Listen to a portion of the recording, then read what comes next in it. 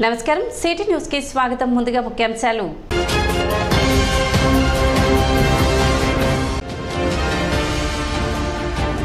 కొల్లిపరం మండలంలో వరద ముంపు ప్రాంతాల్లో రెండవ రోజు పర్యటించిన కేంద్ర సహాయ మంత్రి పెమ్మసాని చంద్రశేఖర్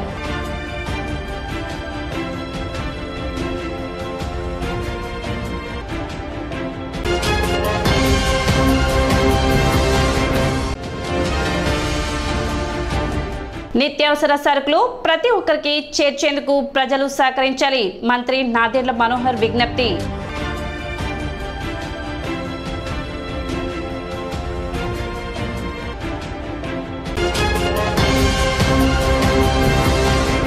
మున్సిపల్ ఆఫీసులో ఏర్పాటు చేసిన డబుల్ హార్స్ మిన్పగులు వారిచే స్పాన్సర్స్ చేయబడిన పర్యావరణ పరిరక్షణ వినాయక ప్రతిమలను మున్సిపల్ స్టాఫ్ కి అందజేశారు ఈ కార్యక్రమంలో municipal chairperson Tadiboina Radhika Ramesh commissioner Seshana MHO Helen Nirmala sanitary inspector Akurathi Ramachandrarao అన్ని సెక్షన్ సిబ్బంది పాల్గొన్నారు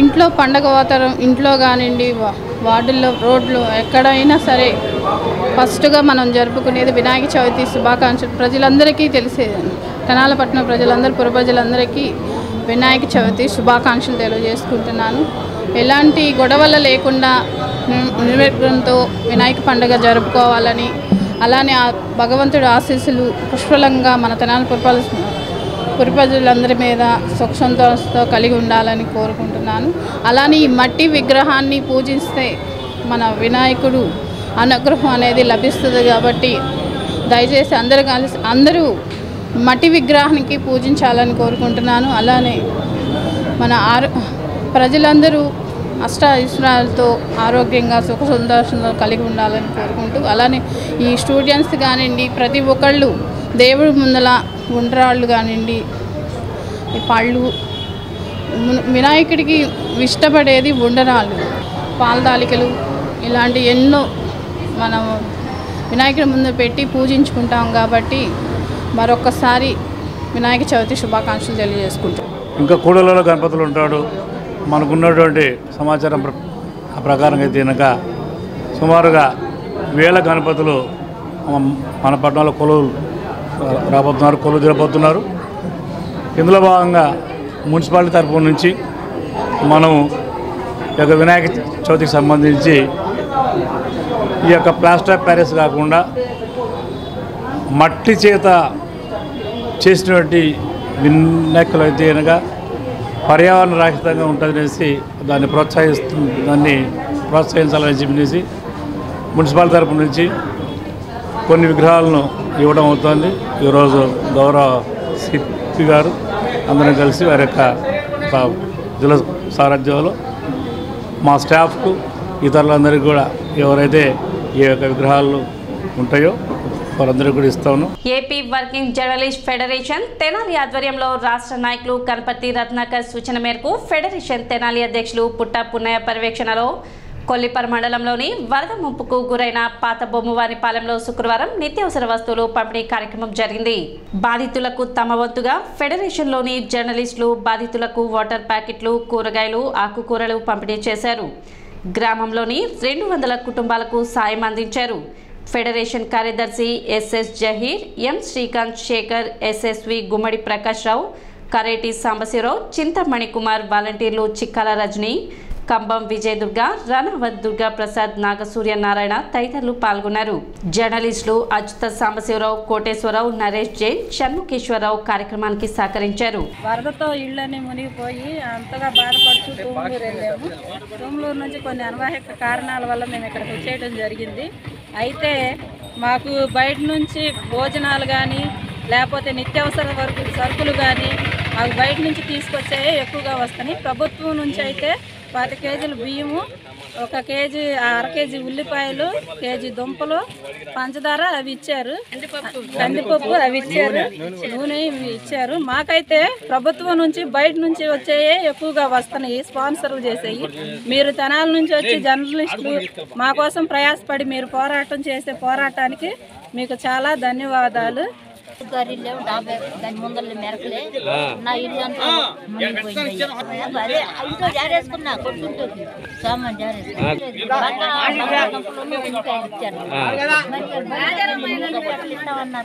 కృష్ణానది వరద ముంపుకు గురైన కొల్లిపర మండలంలోని గ్రామాలను రెండవ రోజు కేంద్ర గ్రామీణాభివృద్ధి కమ్యూనికేషన్ శాఖ సహాయ మంత్రి డాక్టర్ పెమ్మసాని చంద్రశేఖర్ పర్యటించి బాధితులను పరామర్శించారు. ముంపు ప్రాంతాల్లో అందిస్తున్న సహాయ కార్యక్రమాలను ఆయన జిల్లా కలెక్టర్ నాగలక్ష్మి, మాజీ మంత్రి ఆల్పాటి రాజేంద్ర ప్రసాద్ తో కలిసి పరిశీలించారు. అలాగే ముంపుకి గురైన పంట పొలాలను పరిశీలించి రైతులతో పంట నష్టం గురించి అడిగి తెలుసుకున్నారు. అన్నవరపు లంక గ్రామంలో red cross society rotary club ఆధ్వర్యంలో గ్రామస్తులకు కేంద్ర మంత్రి డాక్టర్ చంద్రశేఖర్ చేతుల మీదుగా నిత్యావసర సరుకుల్ని పంపిణీ చేశారు. పలు గ్రామాలకు రహదారి సరిగ్గా లేకపోవడంతో కేంద్ర మంత్రి చంద్రశేఖర్ బైక్ పై ప్రయాణించి ఆయా ప్రాంతాలను పరిశీలించారు. అనంతరం కేంద్ర మంత్రి పెమ్మసాని చంద్రశేఖర్ మాట్లాడుతూ వరదలకు బాగా దెబ్బతిన్న పొలాలను, ప్రాంతాలను తిరిగి పరిశీలించడం జరిగిందన్నారు. వరదలకు నష్టపోయిన వారికి కేంద్ర రాష్ట్ర ప్రభుత్వాలు సహాయం కాకుండా అదనపు ప్యాకేజ్ అందించేందుకు పరిశీలన చేస్తున్నట్లు తెలిపారు. కేంద్ర వ్యవసాయ శాఖ మంత్రికి వరదల వల్ల ప్రజలు, రైతుల నష్టాన్ని, సమస్యలను చూపించి వివరించినట్లు తెలిపారు. లంక గ్రామాలకు రహదారులు, రిటర్నింగ్ వాల్ కట్టే ఏర్పాటు అంశాలు లాంగ్ ప్రాసెస్తో కూడిన పనులని పేర్కొన్నారు. గుంటూరు పార్లమెంటులో ముఖ్యంగా బాగా దెబ్బతిన్న గ్రామాలైనటువంటి లంక గ్రామాలన్నీ ఒకసారి ఈరోజు తిరిగి డ్యామేజ్ అసెస్ చేసి తర్వాత వాళ్ళకి ఇంకేం ప్రాబ్లమ్స్ ఉన్నాయో అవన్నీ తెలుసుకోవడానికి వచ్చాం. ఒకటి, పంటలు జరిగినటువంటి నష్టాన్ని డెఫినెట్గా కేంద్ర రాష్ట్ర ప్రభుత్వాలు రెండూ కలిసి ఇన్సూరెన్స్ ద్వారా కానీ లేకపోతే అడిషనల్ ప్యాకేజ్ ద్వారా కానీ ఆ హెల్ప్ చేస్తాం తప్పకుండా. నిన్న కేంద్ర మంత్రి గారు వచ్చారు, ఇవాళ పొద్దున్న దాకా ఉండి తిరిగి వెళ్ళారు. వాళ్ళకి ఈ సమస్య మొత్తం కూడా అర్థమైంది. అవి కాకుండా ఎప్పటి నుంచో ఇక్కడ ఉన్నటువంటి ఈ వాక్వే ఏదైతే ఉందో తెనాలికి దగ్గరగా వెళ్ళేది 10 గ్రామాలకు కలిపి 10,000 మందికి ఉపయోగపడేటువంటి ఇది ఎప్పటి నుంచో ఉన్నటువంటి కోరిక వాళ్ళకి. దాన్ని ఒకసారి కాస్ట్ ఎస్టిమేట్ వేయించి సాధ్యమైనంత త్వరగా అది కూడా ముందుకు తీసుకువెళ్ళే విధంగా ఆలోచిస్తాం. అవి కాకుండా ఈ ఏరియాలో సాయిల్ కరోజన్ అనేది బాగుంది, ఎరోజన్ అవుతుంది. దీన్ని ఏదైనా లాంగ్ టర్మ్గా రిటైనింగ్ వాల్ కట్టే ప్లాన్ చూడాలి. ఇది కొంచెం ఎక్స్పెన్సివ్ ప్రాజెక్ట్, కొంచెం టైం పడుతుంది. డెఫినెట్గా అది మాత్రం ఇమీడియట్గా దాన్ని ఎలా చేయాలని ఆలోచిస్తాం. ఇది లాంగ్ టర్మ్లో చూసుకుంటాం. Thank you. ఈ సందర్భంగా మాజీ మంత్రి ఆలపాటి రాజేంద్ర ప్రసాద్ మాట్లాడుతూ కేంద్ర మంత్రి పెమ్మసాని చంద్రశేఖర్ వరద ముంపు లంక ప్రాంతాల్లో నిన్న, ఈరోజు పర్యటించి రైతాంగం, ప్రజల సమస్యలను తెలుసుకున్నారని పేర్కొన్నారు. నష్టపోయిన రైతాంగానికి, ప్రజలకు ఎంత సహాయం చేయగలరు అని పెమ్మసాని చంద్రశేఖర్ పరిశీలన చేస్తున్నట్లు వెల్లడించారు. వరద ముంపుకు గురైన రైతులకు, ప్రజలకు రాష్ట్రంలోని కూటమి ప్రభుత్వం అందరికీ న్యాయం చేసేలా చర్యలు చేపట్టనున్నట్లు వెల్లడించారు. రాష్ట్ర ప్రభుత్వాలు కౌలు రైతులకు న్యాయం చేయాలని తాపత్రయపడుతున్నారని, ముంపుకు గురైన రైతులు, ప్రజలు ఎవరూ అధైర్యపడవద్దని, అందరి కోసం కేంద్ర మంత్రి పెమ్మసాని చంద్రశేఖర్ కృషి చేస్తున్నట్లు వెల్లడించారు.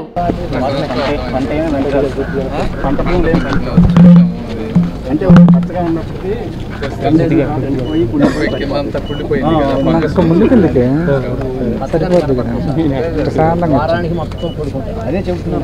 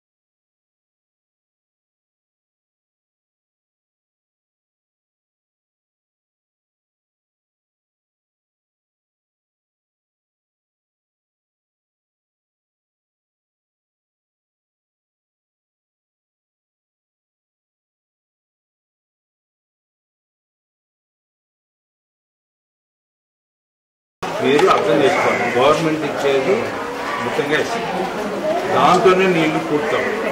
ఒక్కోళ్ళు కాస్త కూర్చుంటే ఎక్కువ కట్టుకునేవాడు ఉన్నారు. అట్లా మీరు కనీసం ఇల్లు కట్టుకోవాలన్నా మీరు కూడా చేసుకోవాలి.